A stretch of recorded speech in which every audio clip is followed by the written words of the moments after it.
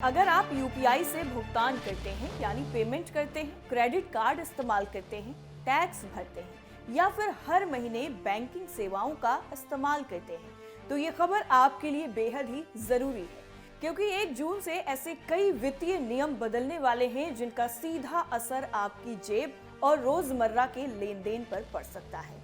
कुछ बदलाव राहत देने वाले हैं, तो कुछ के लिए पहले से ही सतर्क रहना जरूरी है। ऐसे में ये जानना काफी ज्यादा अहम है कि नए महीने की शुरुआत के साथ आखिर कौन कौन से नियम बदल गए हैं और उनका आप पर क्या असर पड़ेगा। महीना बदलने के साथ ही हमारी आर्थिक जिंदगी से जुड़े कई अहम नियम भी बदल जाते हैं। नया महीना आपके पैसों के लेन देन, कमाई, बचत और खर्च के तरीकों में कई बड़े बदलाव को लेकर आता है। आप नौकरी पेशा हैं, टैक्स भरते हैं, शेयर बाजार में ट्रेडिंग करते हैं या फिर रोजमर्रा के भुगतानों के लिए यूपीआई का इस्तेमाल करते हैं, तो ये महीना आपके लिए बेहद ही खास है।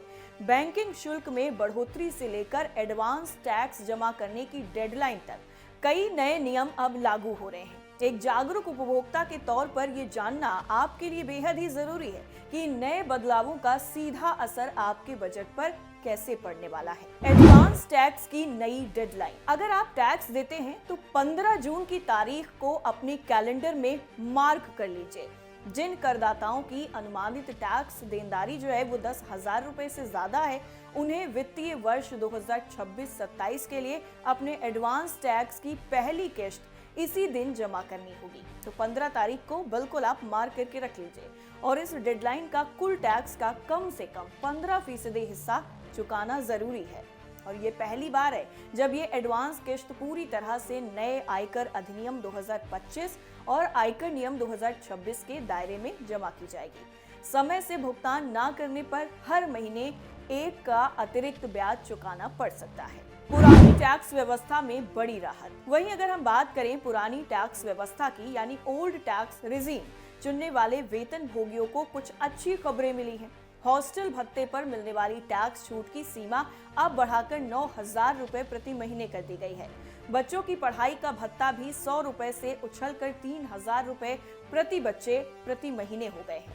साथ ही बेंगलुरु, पुणे, हैदराबाद, अहमदाबाद जैसे प्रमुख शहरों को अब 50 HRA छूट वाली सूची में डाल दिया गया है। इससे इन शहरों में रहने वाले कर्मचारियों को टैक्स में बड़ा फायदा मिलेगा। यूपीआई पेमेंट होगा ज्यादा सुरक्षित। इसके साथ ही बैंकिंग के मोर्चे पर भी बड़े बदलाव। National payments corporation of India यानी NPCI ने यूपीआई भुगतान को सुरक्षित बनाने के लिए एक नया फीचर रोल आउट किया है। अब जब आप किसी का QR कोड स्कैन करेंगे या मोबाइल नंबर डालकर पैसे भेजेंगे तो स्क्रीन पर बैंक में दर्ज उस व्यक्ति का वेरीफाइड नाम दिखाई देगा।